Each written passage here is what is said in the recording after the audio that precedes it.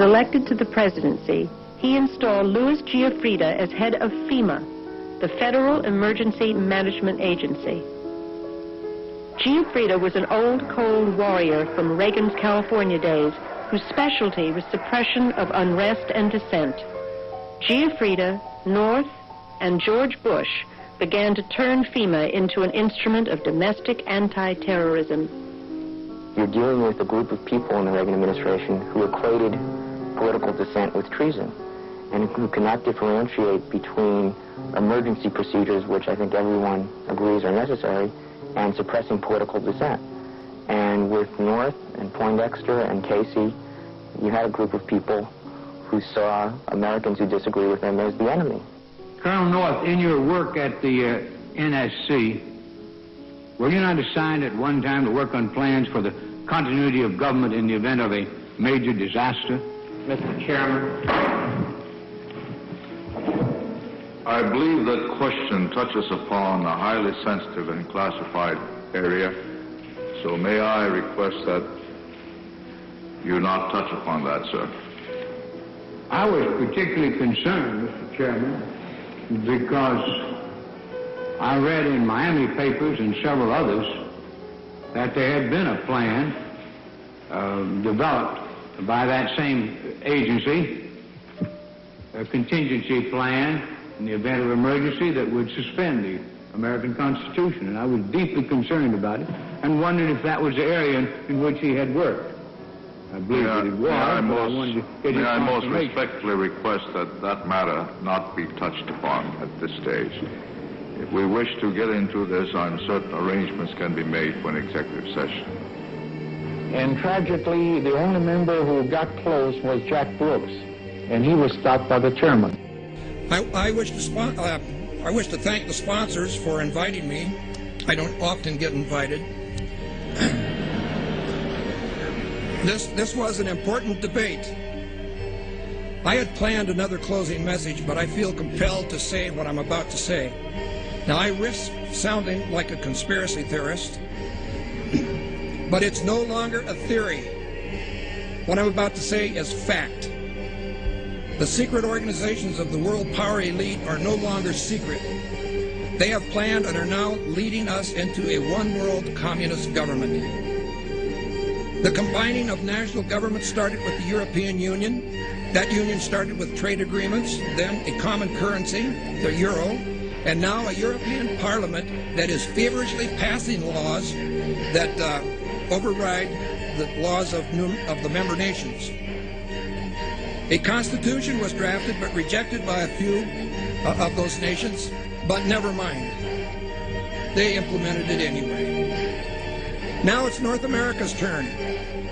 Building on the North American Free Trade Agreement, the NAFTA section of the Commerce Department is busy drafting laws and regulations for a North American Union, a union of Canada, America, and Mexico.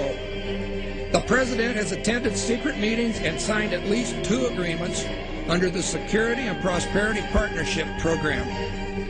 Information leaked out about the meetings, and now it is all in the open.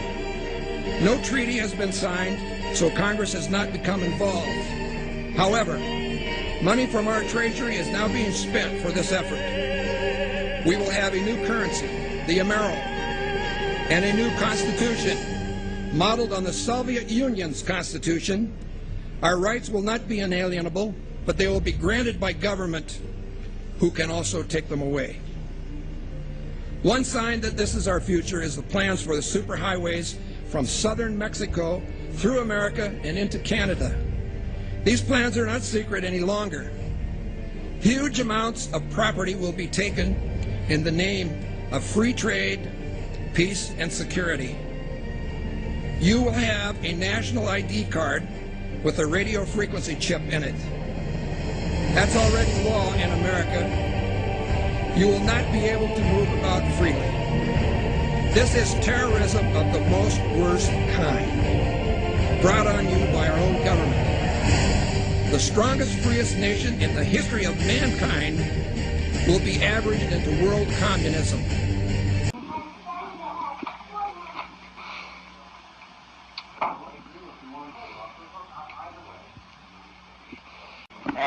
John, could you please tell us what the situation is with you and you're entering the United States? A lot of people don't want me in, you know. They think I'm going to cause a violent revolution, which I'm not. And the others don't want me in because they don't want me to cause peace either, you know. Because peace is big, war is big business, you know, and they like war because it keeps them fat and happy. And I'm anti-war, so they're trying to keep me out, but I'll get in, you know, because they'll have to own up in public that they're against peace, you know. What can we, as the youth of Toronto, like what can we do to try and help you? Help me by helping yourselves, you know, and the militant revolutionaries, ask them to show you one revolution that turned out to be what it promised militantly. That's take Russia, France, anywhere they're at it. What they do is they smash the place down, then they build it up again, and the people that build it up hang on to it, and then they become the establishment. Now you guys are going to be the establishment in a few years. It's not worth knocking it down because it's convenient to have the rooms and the machinery. The thing is to protest, but protest non-violently, because violence begets violence, you know, and if you run around wild, you get smacked, and that's it, you know, that's the laws of the universe.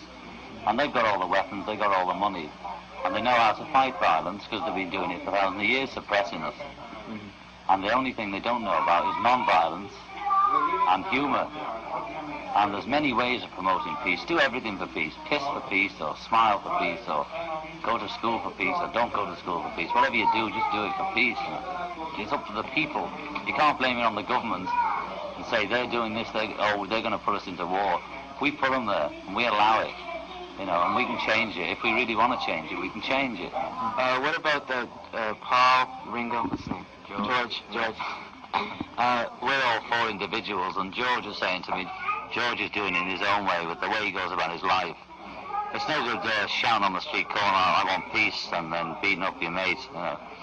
You've got to try and work your own head out, you know, and get non-violent. It's pretty hard, because we're all violent inside. We're all Hitler inside, and we're all Christ inside. And it's just to try and work on the good bit of you. And it means, finally, that government at all levels must meet its obligation to provide you with the fullest possible information outside the narrowest limits of national security, and we intend to do it.